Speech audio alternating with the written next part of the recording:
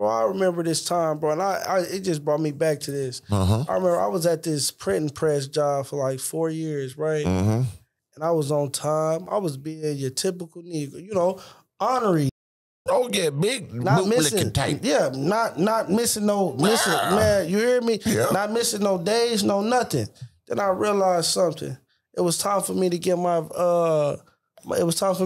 raise. Okay, got the little raise. You know, and I was basically doing all of the manager work. You feel me? So I realized something. And they gave me a 10-cent raise. It's gonna be about 10 cents. Yeah. About 10 cents an hour. And that was when I turned up and said, "Fuck this job, man. I'm over here my back up. I'm supposed to my back up, miss holidays, miss time for my loved ones, and 10 cents. You think 10 cents is worth my life? They do. Crazy, ain't it? It's insane. Like they give you little raises and then they expect you to do so much more because they have you locked in. They have you as their little robot because they know you're replaceable. Especially a type of job like that. Anybody can do it for the most part. So they know like you appreciate that.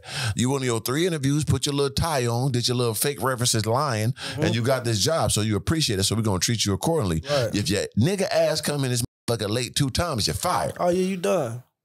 It replaced. Ain't no talking your ass out. Don't even come in here today. You came late the second time. And it's just because they treat you like that because you put yourself in a drone 95 percentile situation. They're going to treat you like that. No, for sure. So once you understand, like, my time is not worth no hourly, you know what I'm saying, pay, that's when you got true freedom. Ain't no freedom in this world unless it's financial freedom. No, simple and plain. For sure. You know what I'm saying? Until you got that, man, you a robot, bro. And we need them. Of course, we need a lot of people going to do the stuff we ain't going to do. We just ain't one of them. Right, absolutely. You know what I'm saying? I've been there. I did a lot of jobs I hated, boy. And like I said, everybody can't be Kobe. Right. You feel what I'm saying? So that I do understand that part of it. But a young king myself, man, I was meant for higher things in life, man. I gotta continue to keep moving and moving my boss and continue to keep being a boss because it's like, bro, I'm tired of work. I was tired of working for them people, bro. That was the whole part of me getting my business together and getting my shit going because I was like, bro, look, you know, I would much rather lead on my merit than lead on somebody else's that had me up. I've been at this job 20, you know, because we always went to the job where somebody be like, I've been here for 20 years. Oh, yeah. For sure. Big 20. I worked at a place, Lifetime Fitness in Minnesota. Yeah. I was there and I was hustling. So I had different positions I was working in there. I was in the cafe. I'm down there at the daycare with the kids. I was doing all the jobs. But it was one lady that was working there for 20 years, right? When I was working there, I worked there for like a year and a half. Once I stopped working there, I was working at this basketball academy for 10 years, right? And I finally went back to that gym to go work out. Guess who I see in there still working at that damn place? That same lady. So that's 30 years now. Dang. And guarantee she ain't making like more than goddamn $15 an hour. Right, for sure. For 30 years. All she did was come in, clock out, go home, and speak to nobody. But those people are meant for that. Right, absolutely. You know what I'm saying? And she probably okay with that. Absolutely. I couldn't do it. Once I heard that, you been working what? Man, please. I can't do it. Man, you know what? And, you know, I remember times, it's so crazy because now I'm just in a different mind frame now. Right. I didn't really realize that my mind state is what kept me in them places. Of course. And you know, when I got my mind together and I started actually being knowledgeable, when I actually started reading, getting more knowledge and gaining more knowledge, I made more money naturally. You know what I'm saying? So what I'm basically saying to y'all out here is, man, get y'all shit together, get your mind together, and whatever place you at, you can elevate, man. Yeah, you got to turn your frequency on to being, you know, a money magnet. So if you're just a person that had to chase down the money all the time, or you're a person that got to, you know what I'm saying, figure out how to, you know, do the odds and ends to get money, it's not going to be enough to sustain you. Right. You have to put yourself in position and money just comes to you. Absolutely. That means you got to elevate everything you know from your knowledge, your physical, your spiritual. Absolutely. Everything got to go to the highest vibrations. And then the things you want, if you want money, you want cars, you want women, whatever you want is going to come to you because you put yourself in that position. If you're constantly chasing, that means something's getting away from you. You have to build yourself up first eternally. Right. Of course, course, physically and mentally and spiritually. Once you have all those things at the highest level, you can't lose. Even when you take losses, it's funny to you because you know you're going to bounce back. Right. You're built for this. You know what I'm saying? It's nothing. But you have to have all those things in congruent to get to that mode. So most people ain't got that, you know what I'm saying? Right. That mojo to tap into that. Right. It's so easy to be comfortable. It's easy to work. That lady working for 30 years, it's easy to come in on time, clock, go home. Right. That's simple. You know what I'm saying? It's hard to be out here doing what we're doing. Right. You know, risking putting their money up on this and doing this and traveling here and, you know what I mean? Nothing guaranteed. Letting your nuts hang. That's Damn what I call it, letting your nuts hang. But it's freedom, though. Even if I was making the same amount of money, she was working there for 30 years and I was doing this, I'm way happier. Right. I move and groove how I want to. I come and go as I please. I tell you what, I'm like Kuta Kinte on that. I wanted freedom more than anything. That's why I ran away. The only difference is they didn't take my leg. Yeah, you know they got to take my whole waist. You hear me? Wouldn't have been enough. I've been running on the nub and digging holes. You got to take my whole waist off, brother. Real talk. Leave my cock. I'm going to need that for the you take the hip bone down on the leggery. Right. I crawl out there. Y'all got to chop my head off. Absolutely. You know what I'm saying? Nat Turner. Absolutely. But people ain't, a lot of people ain't got it in them, and it's okay because we need the miscellaneous people to do what they do, and I ain't even mad at them for that. You know what I'm saying? Everybody ain't got the gall or got the, you know, the metabolism for glory. You know what I mean? But people that do, y'all should wake up and just go. I got to ask you a question. So ask me, brother. What do you feel about, because I posted this on Instagram. I said, people have f***ed up the word borrow. Yeah. Like real life, like what do you feel about somebody who asks to borrow you a lot?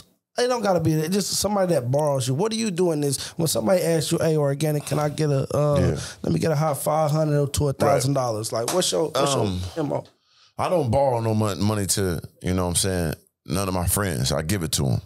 You know what I'm saying? Anybody outside of that, it's a no-go. I work too hard for my shit is too, because I know it ain't coming back. Right. If I give you or borrow you some money, if I borrow you some money, it's to get rid of you. Right. Because I know you give it back, you got me a reason to banish you for life. Right. But my friends, I give you the money. You know what I'm saying? You get it back to me when you can, because I got trust like that in my people. I've done it numerous times with large sums of monies, 5 figures, 6 figures, and got it back.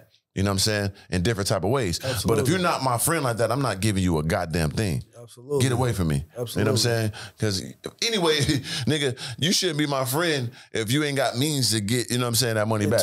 If I don't believe you got the means to get it back to me, I ain't even... Well, you know, I always say, man, you got to stay away. And it's hard. When you got a good heart, it's hard. Definitely. To stay away. But you got to stay away from broke people. And when I mean broke people, I don't mean...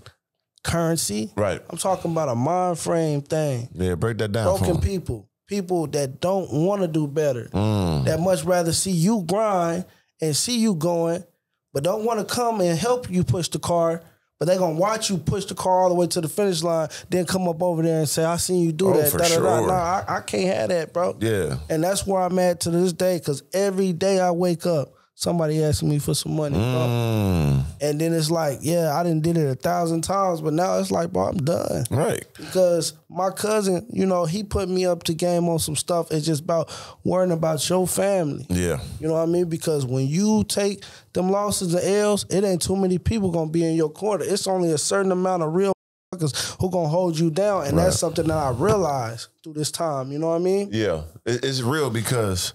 like I said, I've been through a lot of ups and downs. You know, tippy top.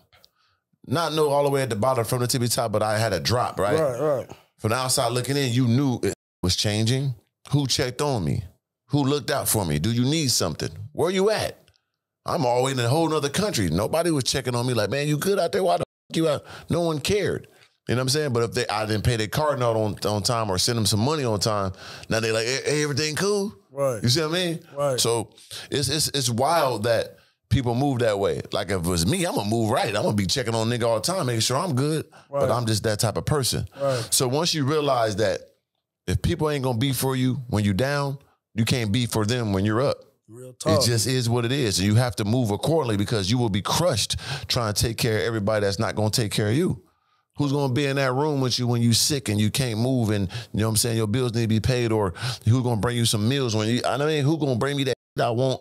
I'm sitting in the hospital bed. Who's going to be there? That's how I look at everything, bro, because like I said, I done gave. You know what I mean? And I know who gave back. And I move like that from now on. I don't mean no harm, but I have to protect myself. You know what I'm saying? And the ones that I know that's going to protect me. Absolutely. Then the people I might have to lean on somebody one day, and I'm going to need that. Right.